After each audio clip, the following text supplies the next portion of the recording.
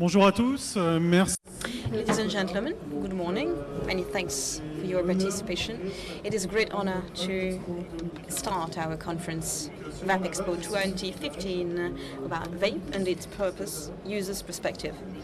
This morning we'll deal with different topics which are very different, about vapers, about community, and this is very important for principles, the main challenges, the legislations through countries.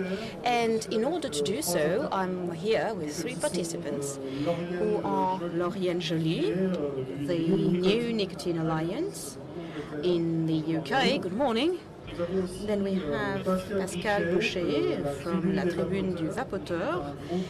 It's a Facebook group which is very important, has a great influence with 3,000 members. And Olivier Terolaz, who's the president of the Helvetic Association, the Swiss Association Helvetic Vape. Okay, let's start our conference with different questions which will enable us to discover which are your actions, your worries about this very specific field, and what are your intentions in order to improve things according to our means. So I would like to start with Lauriane Joly. Could you please give us an introduction of New Nicotine Alliance? What is it exactly? The New Nicotine Alliance was started at the beginning of the year, and we're a charity in the UK. So we are vapers, we are politicians, we have public health, and lots of experience and expertise around smoking and e-cigarette use. So we are a legitimate voice, which has been difficult in the UK for consumer groups to be taken seriously. So we are able to talk to politicians and public health. We attend conferences, and we're getting the side of the vapor across to the people that make the decisions. Okay, and que pensez-vous du... Do you think of the pH report? We've been, talking a lot about that, 95% of danger, less danger, as compared to the cigarette. Do you think it is a health point of view, medical point of view, or is that a free vape accessible to everyone, mainly in the UK? How is it seen? Health England report, the PHE report, was one of the most important things that's happened in vaping, certainly in the UK, and obviously now it's being talked about across the world. It caused a lot of controversy among vapers because initially the press picked up on the medicalisation, having a medical e-cig. This was not part of the report. This happened in the press conference when they released the report, and the press in the UK are not our friends. We have a big problem with the press. So they used having a medical e-cig to annoy and upset the rest of the population and to cause offence. The PHE report accepts, and they have since written that the consumer market and the things that we buy, all of this is good, and that doctors should be recommending smokers to come to this and experience this. At some point there will be a medical e-cig in the UK. It's a long way off, we're nowhere near having one. And when it is, that's probably a good thing, but it won't affect what we understand as the vaping market, and that will continue, and PHE actually now support that, which was something we never thought was going to happen. So the PHE report is something that potentially is going to completely change, hopefully, regulation in a lot of countries and how people deal with e-cigarettes. J'ai aussi vu... I also saw a few years ago, actually we did not have so many problems with the industry, tobacco industry in the UK, and we realized that, little by little in the UK we are starting to just demonize the tobacco industry. How do you explain that? Because they had a great vision before and now it is totally changing. How do you explain this change? So we've been through a lot of changes in the UK over the last 2-3 years, really. The tobacco industry is an ever-present problem in that a lot of public health don't want anything to do with them and don't want them to have anything to do with this. However, the tobacco industry are part of this, and provided they can make good quality products and they're not at the expense of everything else, there's no reason for them not to be. We are not able to, and neither are public health able to deal with the tobacco industry. And they don't really have a presence at things like this. Their products aren't visible. They have, the marketing that's happened in the UK has been very good and very tasteful. The advertising and the way it's aimed at smokers has actually worked very well, but we have a lot of rules and a lot of regulation about what people can and can't say. So you can't say vaping is safer than smoking. Something so fundamental, we're not allowed to say that in the UK. So it's been a balance of finding how to market interesting products without crossing over all the lines. And to be fair to the tobacco industry, unlike we've seen maybe in America, we haven't had anything that would cause us issues in terms of marketing. Merci Lauriane. Many thanks. Pascal Boucher from the Tribune du Vapoteur. You've been, dealing with you for a long time. How did you create your association? Well, Tribune of Vapoteur was born in December 2014, so very young born on Facebook, and also present on other social networks like Twitter or Google+.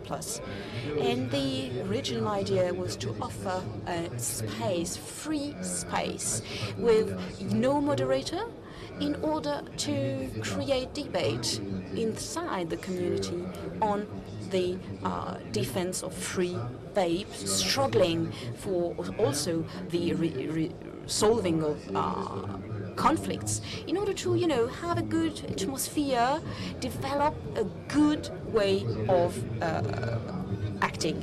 So since those 9 months, we are proposing a free volunteer service through the community, which is, of course, for private people, but also professional people and professional organization. And also, it is a really, sharing of information of our world, also our articles. Yes, this community you are dealing with, what is according to you the future of this community?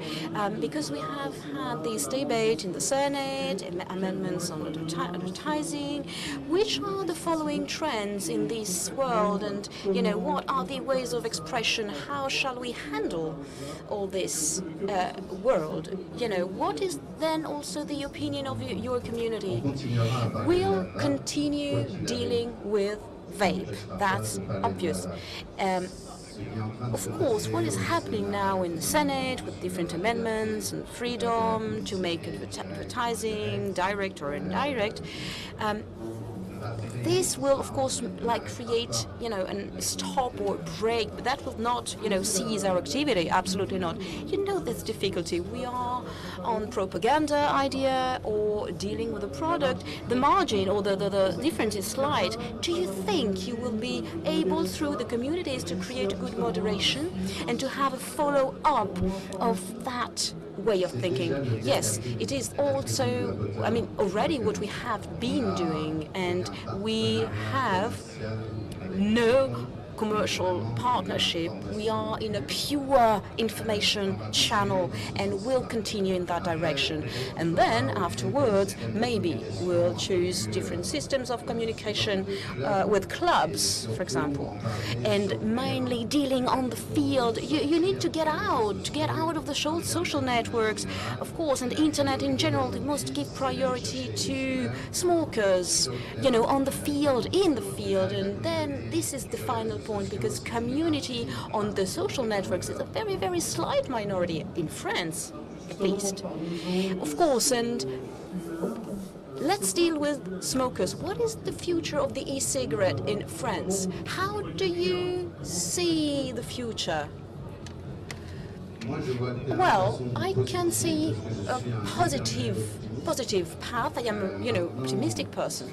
And as I said before, we have, of course, some difficulties, some obstacles. And inside our tribune, we need to go in the field. We need to develop clubs, to places where people can meet, can share information. It is a kind of juridical form. We'll put information at disposal and available for all smokers. This is the main project, which is social, but also, for the whole community. And then the risk is maybe to have all e-cigs which are simple, very simple, basic, and not necessarily efficient. And if the NPD is, strictly applied, do you think that through the speeches that the e-cigarette is getting more complex today, and now is, replying to the needs of a community which is faithful and maybe or loyal to this product, and maybe these products are not adapted to, go beyond. Inside or within our survey, and vapers or tribunes, well, they feel that the offer is very rich, so rich, and power vaping, big clouds and coils, and so on and so forth, is not obviously something so attractive for the majority of new vapers, maybe, and they can be afraid. So, but on the other hand, this special power vaping, for example, wants to, struggle for innovation and gives a pleasure dimension for one part of the population. So we need really to pay attention to this. It is fundamental. And then, of course, you can develop an offer which is simpler, more accessible, in order to capture more and more people and smokers who become vapers. But we must, they must not only be vapers, smokers, and this is the idea. This is my following question. We are seeing that inside the population, general population, progression of vapor smokers. How shall we explain this? Well, first, a lot of these basic material products are not enough efficient for a wide range of big smokers, because, amongst, smokers in a precarity situation, big smokers, you can see it very clearly, and we can, of course, develop that topic. We have, difficulties, a lot of problems, and some people, they try to use, basic product, but it didn't work because they continue smoking. And the more you create, more sophisticated products, the more that will, create enthusiasm, and that's why we observe that sometimes they stop totally. So you are doing a lot of actions for Vape du Coeur, Aid Us. It is you are so much involved. Yes, we are so much convinced and involved since the beginning, and of course with Vape du Coeur, which is an initiative created by Abder and Julien Levaillant, who is the vice president of Vape du Coeur, and I do invite you to visit the stands here. And it is so important to see that concrete aspect of the real community of vape, and it is really the Vape du Coeur community. Go and see them, absolutely. Thank you so much, Pascal. Olivier, now president of the Association of Helvetic Vape in Switzerland. It is a very, very special field in Switzerland because, you know, nicotine is not allowed in vape products. So where did Helvetic Vape was born? Yes, Helvetic Vape is the Swiss Association of Users of personal vapors. And in fact, our main fight is to enable those liquids in Switzerland, which are at the moment totally prohibited, and users can, you know, import 150 milliliters of nicotine liquids each 60 days. So this is the official rule, and it is creating a great problem and creating problems in our community, which is quite limited. We have, according to statistics, only 8,000 daily vapors in Switzerland. We do think it is due to those restrictions on those liquids. So for you, restriction is quite wide at the end of the day. Yes, absolutely. You know, it's just unbearable and incredible from the authorities, because we are trying to make them understand that the reduction of risks is very important for public health, but at the moment they are not listening at all. And you had written a fantastic article recently. Thank you so much. Yes.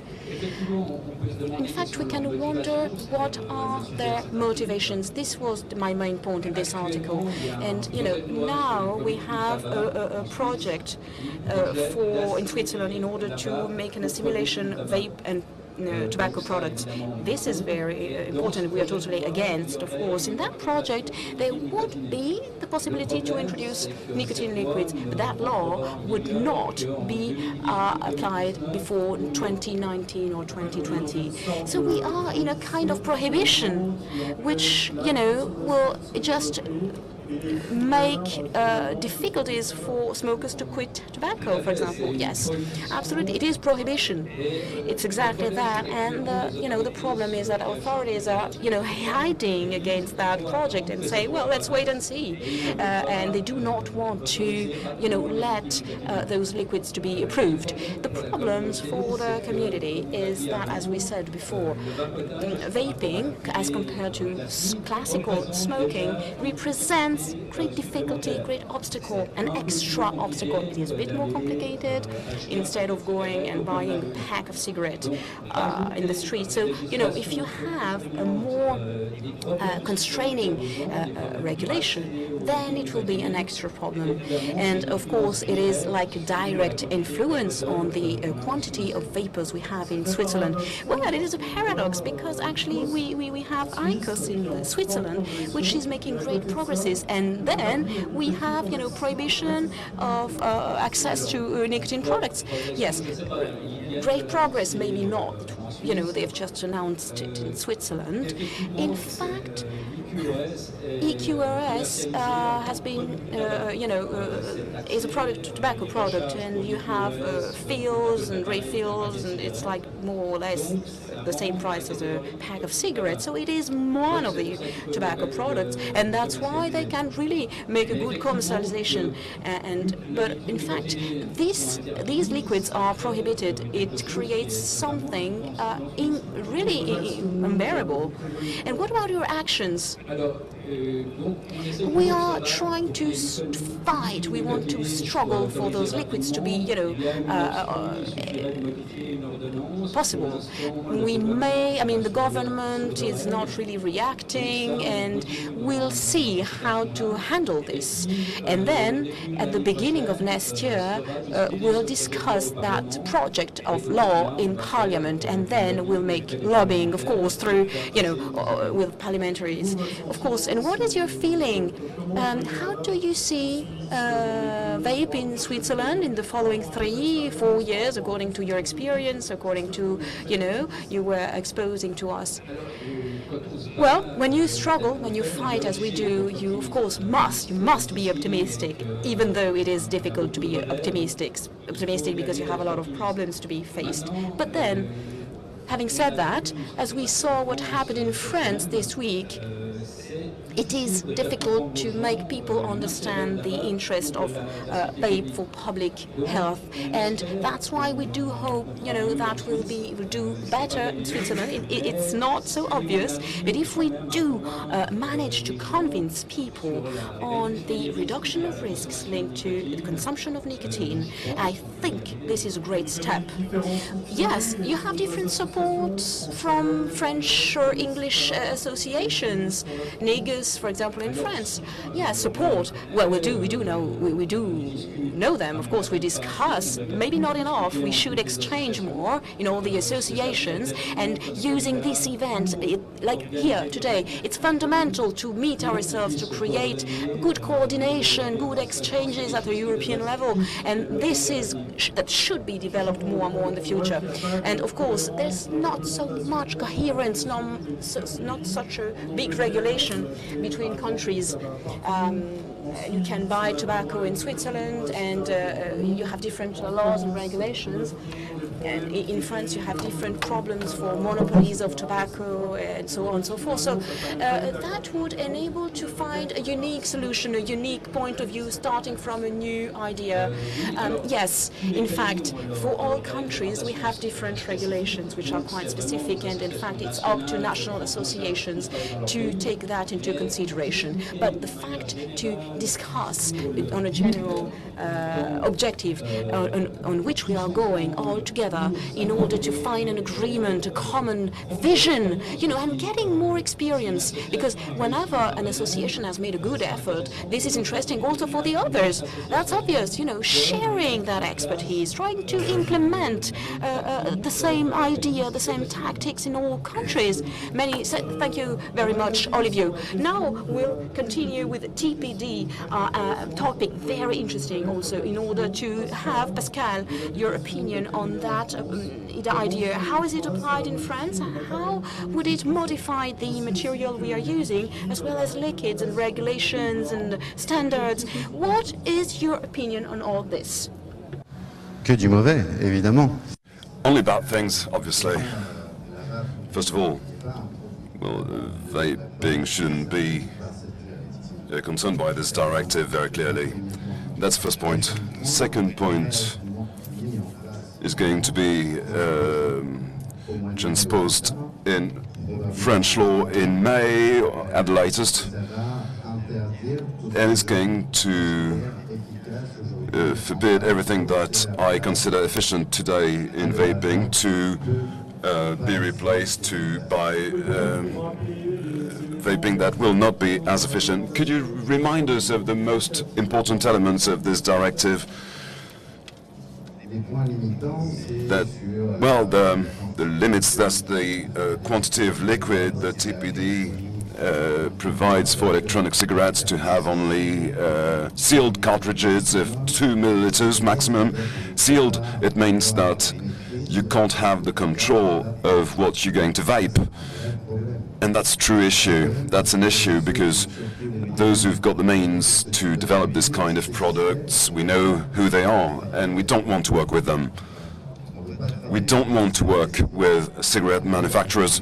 We want to have the control of what we are going to vape, to live, to quit smoking. So independently, yes, it seems that we've got only two choices. Either you are in tobacco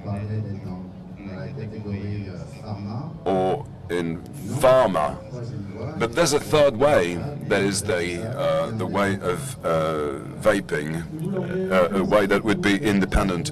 And you, Lauren, what do you think of this application of the TPD? I think it's very difficult, and every country seems to be approaching it from a slightly different angle. We don't quite know how it's going to be implemented in the UK. There is an understanding now that what happened in the TPD was wrong. It was so wrong, and the problem is no one can back out of it. So we've got a big issue with terms of the testing that's got to be done on the e-liquids themselves. It's going to be so cost prohibitive, so expensive for the normal e-cigarette manufacturer. The limits on nicotine strength in the UK is a problem because a lot of people do use 24 milligram nicotine. I know that's not such a big problem in France. So in UK, that's also a big problem. Everything that we know and understand, and we know that works, which is now being accepted now by public health, that this works, is potentially gone. And I think that is such a devastating concept, and there couldn't be anything more damaging in the future for vaping than the TPD. And most countries don't even know some of the final details. The leak-free filling, there's no design for that. We don't know how that's going to happen. That doesn't appear until after it's going to be coming into law. The whole thing is such a mess that countries are having to transpose it now in a panic, not even really understanding the implication of what they're doing. Et que pensez-vous de l'action de Total? And what do you think of the action of Total UK?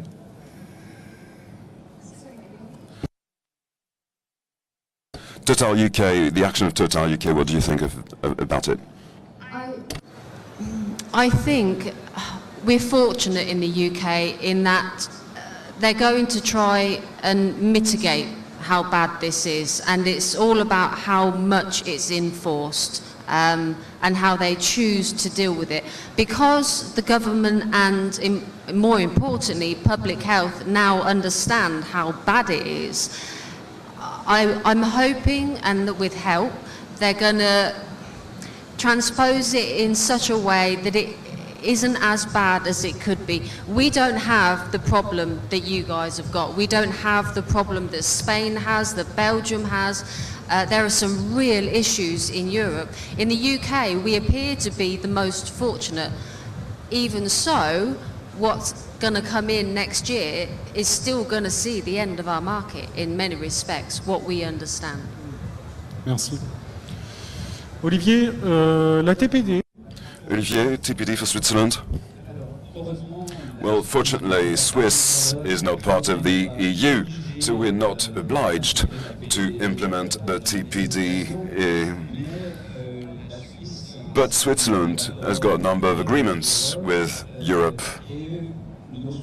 And our concern is that most probably the government will wish to implement something that will look a lot like the TPD, because they will want Swiss law to be in agreement with the European laws. It is something that is very often done in Switzerland. There's no obligation, but people tend to implement laws that are similar. It is a paradox, really, because in other countries, TPD may be qualified of limiting factor, but in a country like yours, it would make it accessible. Yes, if Switzerland does not apply something similar to TPD, we'll become an island of liberty at the heart of Europe in relation to vaping. We hope it's going to be the case. Now,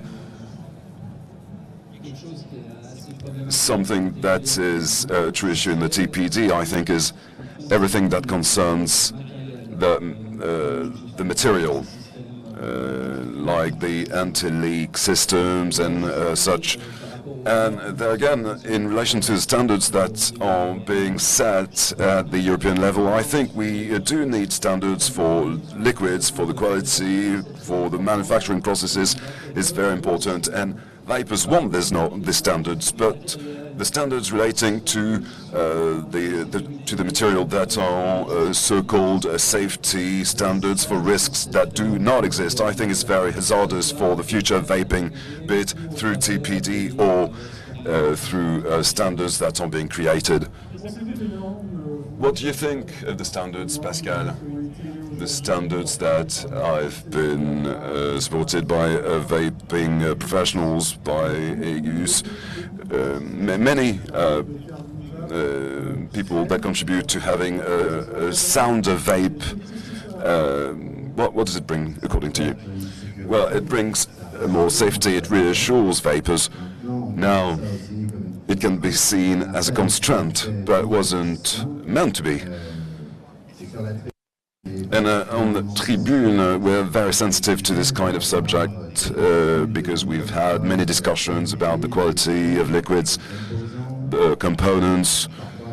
Sometimes it's a rather extreme debate. We become, well, or some believe they are specialists, but we learn something new every day. So I see it in a very positive way. I think it's only a start. There will be a follow-up. How do you explain the emergence of the do-it-yourself, the fact of making your own liquid, especially when you don't know too much about chemicals, the way molecules may combine? Standards are there to be a framework for liquids, but on the other hand, you've got more and more people who do it themselves. So isn't that a risk? How do you think the market is going to evolve from there? Well, first of all, there are several practices that have got to be respected as such.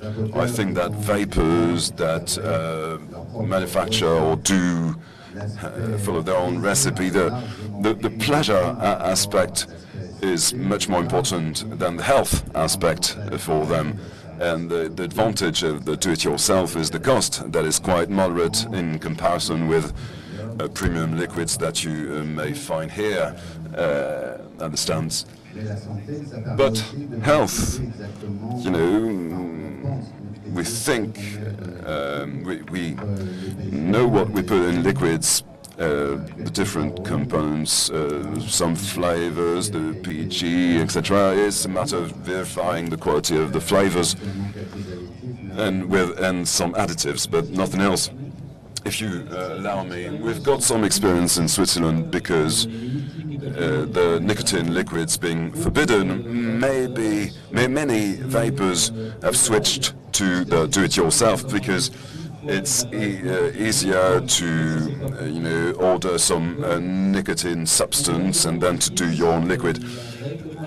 In Switzerland, this constraining regulation invites people to take more risks by making their own liquid, adding a nicotine base in zero liquids and this kind of thing. So you've got to pay attention to the fact that regulation shouldn't induce behaviors that are more at risk than what it was trying to prevent. In the UK, do-it-yourself, is it very common?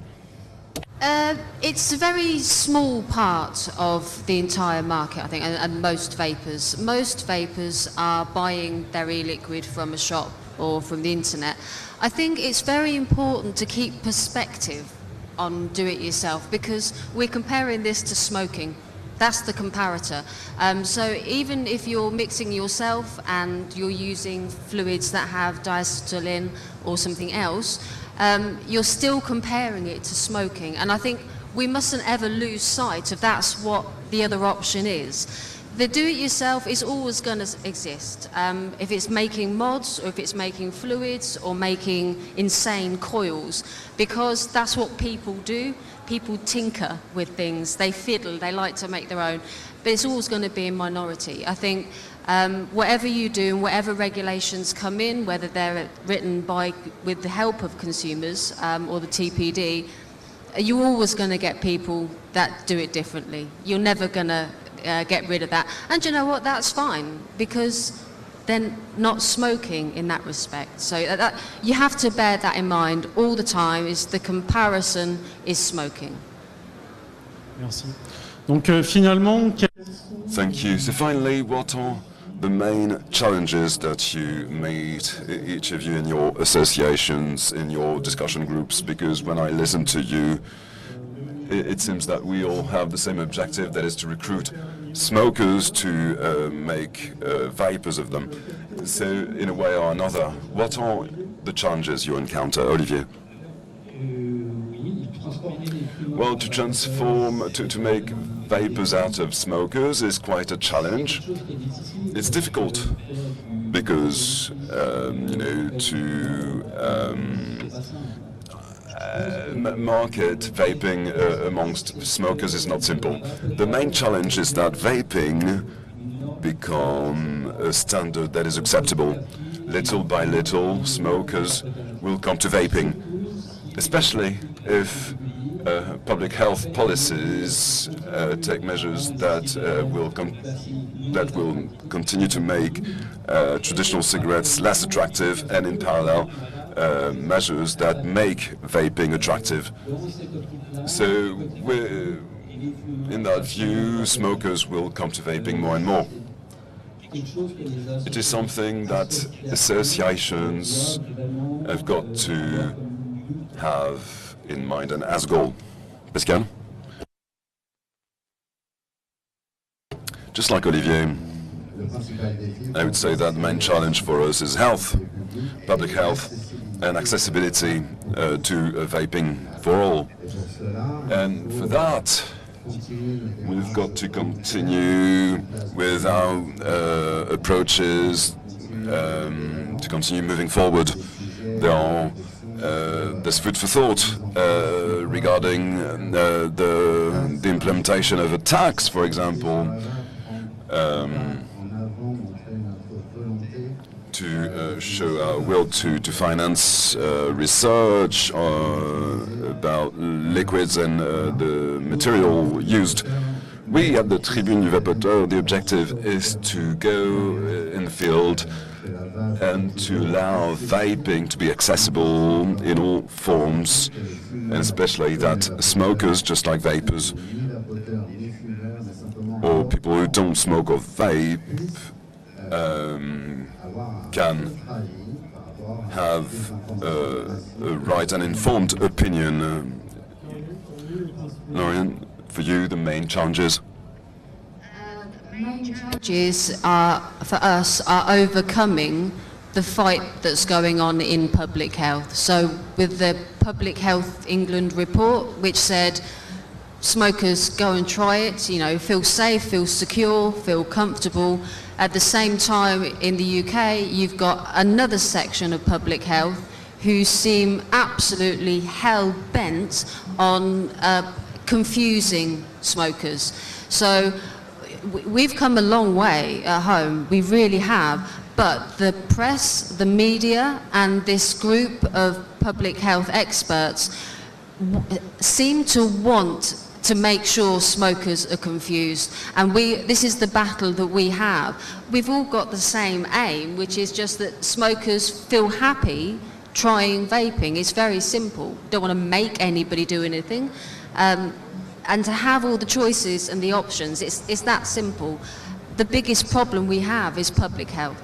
And the people who can't accept that we might enjoy this, that it's working, that it's not there's never going to be an experiment or a survey which shows why or how it works. That's a big hurdle to get over.